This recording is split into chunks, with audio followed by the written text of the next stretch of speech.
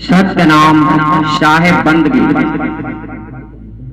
आप पहुंच गए हैं सत्संग की दुनिया में, जहां झूठ बोलना वर्जित है, यानी आपको केवल सत्य शिक्षा प्रदान की जाती है। सद्गुरु की वाणी में परमात्मा का संदेश है। तो परमात्मा से विलाप करते हुए सद्गुरु कबीर कहते हैं, अनगढ़िया देवा,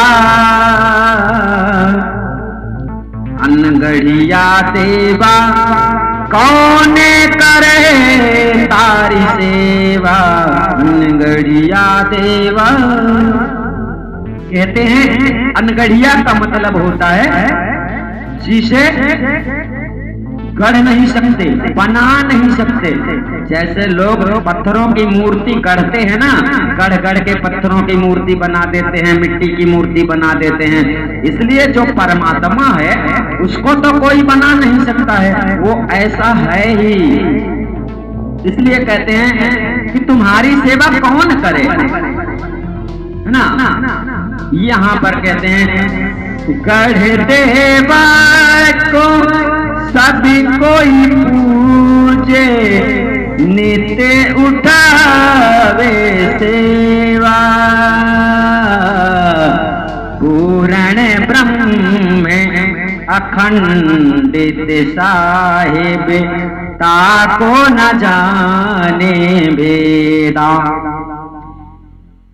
कहते हैं गढ़ मतलब गढ़, किला, मंदिर, मस्जिदों में जो देवी देवता पधारे हुए रहते हैं, लोगों के द्वारा प्रतिष्ठित किए गए, उन्हें सब कोई पूजा करता है उनकी, और बहुत से मात्रा में लोग उनकी सेवा में चंदा पंदा जोड़ के और सेवा उठाते हैं। कोई भंडारा करता है, तो कोई जलसा निकालता है, तो कोई जयंती मनाता है, तो कोई अनेक प्रकार के क्रियाक्रम करते हैं।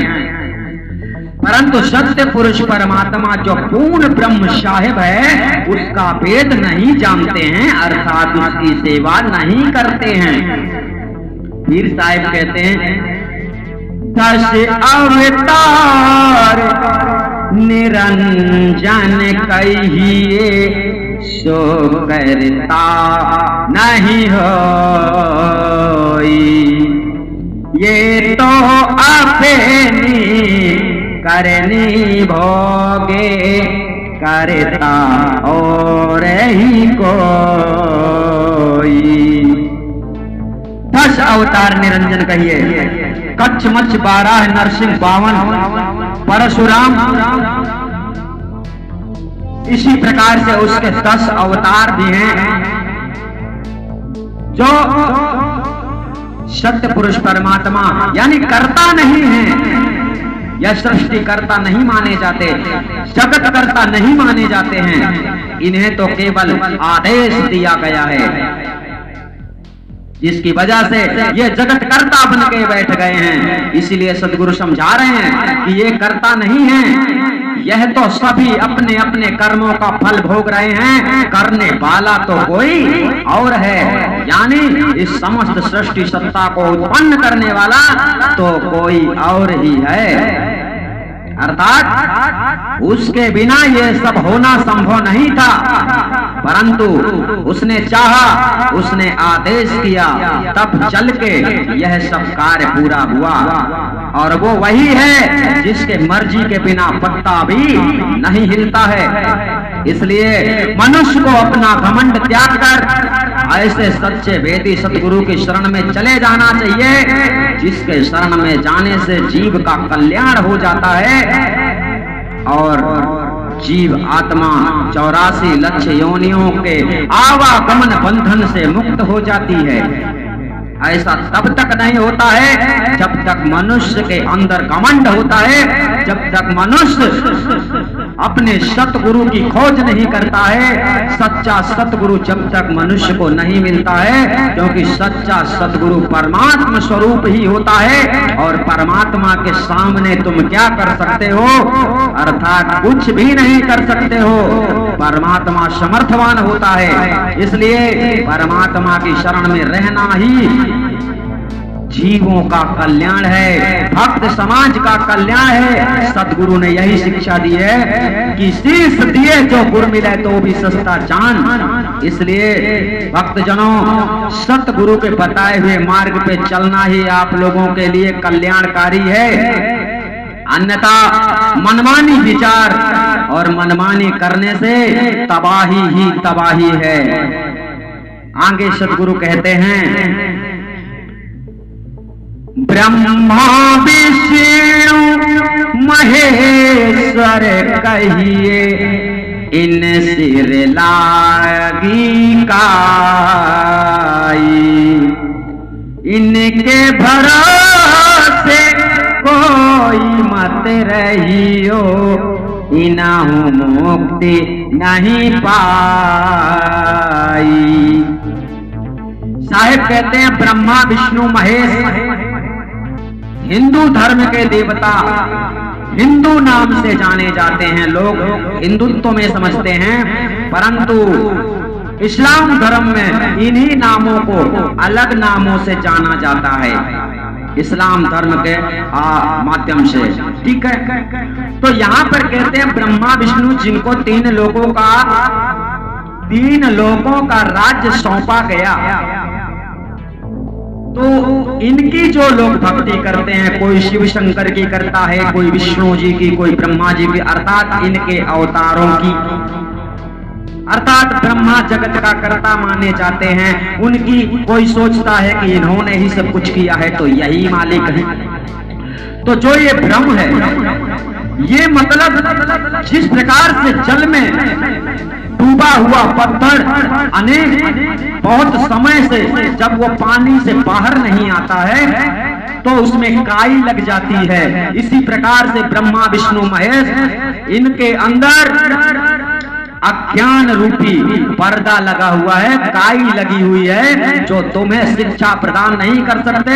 ये तो सभी लोकांतर के अभिमानी हैं, शक्ति के अभिमानी हैं, ये स्वयं मुक्ति भेद को नहीं जानते हैं। अर्थात इनके ऊपर जिसने भरोसा किया है, बड़े बड़े शक्तियां जो राम कृष्ण एवं अन्य देवी देवता संसार में पाए जाते हैं, इन समस्त देवी देवताओं पर ही नहीं बल्कि तीनों लोकों में प्रधान जो ब्रह्मा विष्णु महेश है, इन पर भी अगर किसी ने भरोसा किया है कि हमें मुक्ति मिल जाएगी, तो हम आपको बतला देते हैं कि इन्हें भी मुक्ति नहीं मिल पाई है, तो भला ये आपको कैसे दे सकते हैं। और इनके अवतार राम कृष्ण जैसे अनेक महायोद्धा जगत में आकर विनाश हो गए हैं, परंतु मुक्ति का भेद प्राप्त नहीं कर पाए।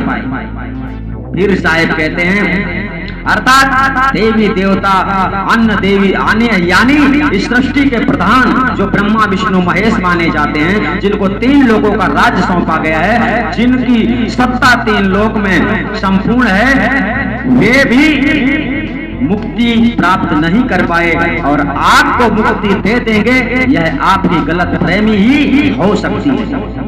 फिर साहिब कहते हैं, योगी यति तपी सन्यासी आप में लड़िया, कहाँ कबीर सुनो भाई साधो, शब्द लखे सोतरिया।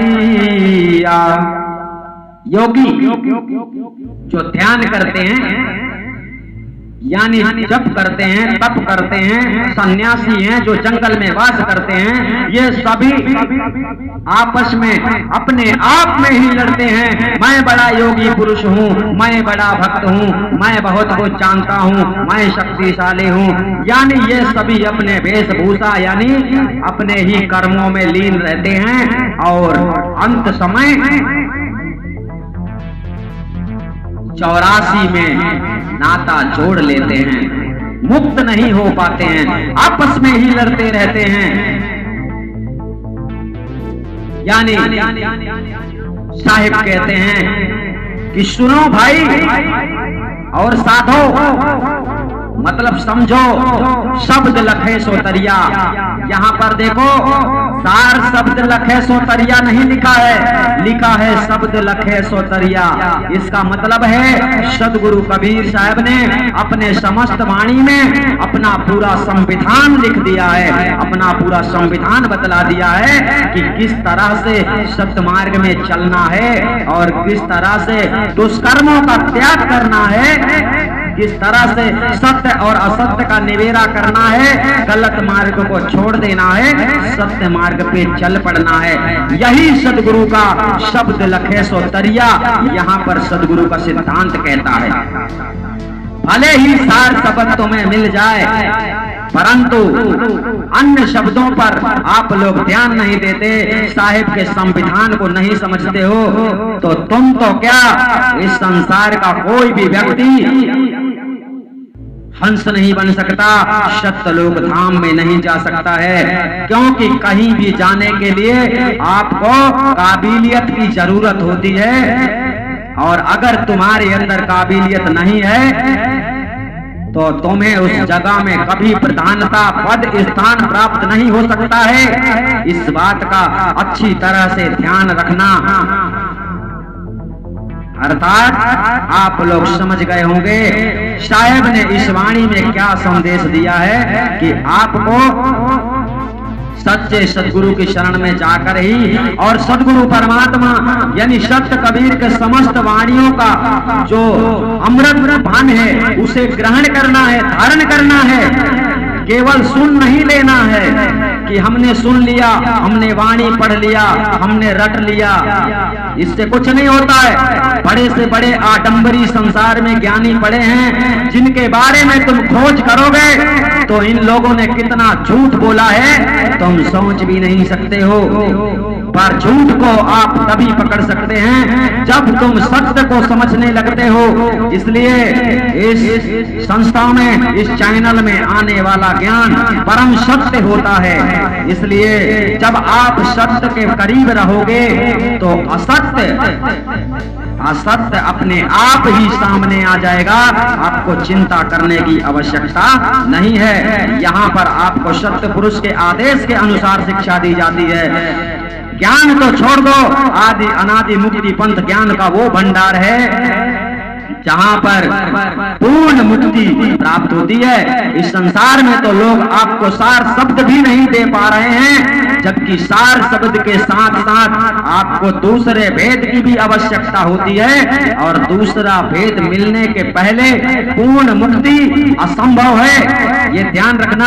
साहिब ने ही कहा था, पूरा सतगुरु सोई कहावे, दो आखर का भेद बतावे, एक लखावे एक छुड़ावे, तो प्राणी निज घर जावे। यानी गुरु और शिष्य में गुरु श्रेष्ठ इसीलिए होता है कि गुरु आज्ञा देता है और शिष्य आज्ञा का पालन करता है। अगर आप आज्ञाकारी शिष्य नहीं बन सकते, सतगुरु के वचनों को नहीं निभा सकते, तो इस संसार का कोई भी मनुष्य कितना भी चतुराई कर ले आपको मोक्ष गति प्राप्त नहीं करा सकता है, और वो खुद भी नहीं प्राप्त कर सकता है। अपने गुरु में केवल एक ही वस्तुता को खोजो कि हमारा गुरु सच्चा होना चाहिए, झूठ नहीं बोलना चाहिए, और इसके बदले में वो तुमसे जो भी मांगे बिना सोचे बिना विचारे ही उसे अर्पण कर दो। कहीं पीछे मत रह जाओ, क्योंकि इस संसार में जो भी तुम्हारे पास है वो सब कुछ साहिब का दिया हुआ है, और तुम्हारे साथ कुछ भी नहीं जाना है, वह सब छूट ही जाना है। इसलिए डरो मत, सेवा से पीछे हटो मत। आदि अनादि मुक्ति पंथ वह रास्ता लेकर आया है जो रास्ता दुनिया वाले भूल गए हैं। अर्थात गुरु शिष्य की मर्यादा को पुनः स्थापित करने के लिए आदि अनादि मुक्ति पंथ सदगुरु कबीर के सर्वत्र नियमों का संविधान लागू करके इस संस्था में ज्ञान प्रदान करते हैं। सतनाम साहिब बंद की।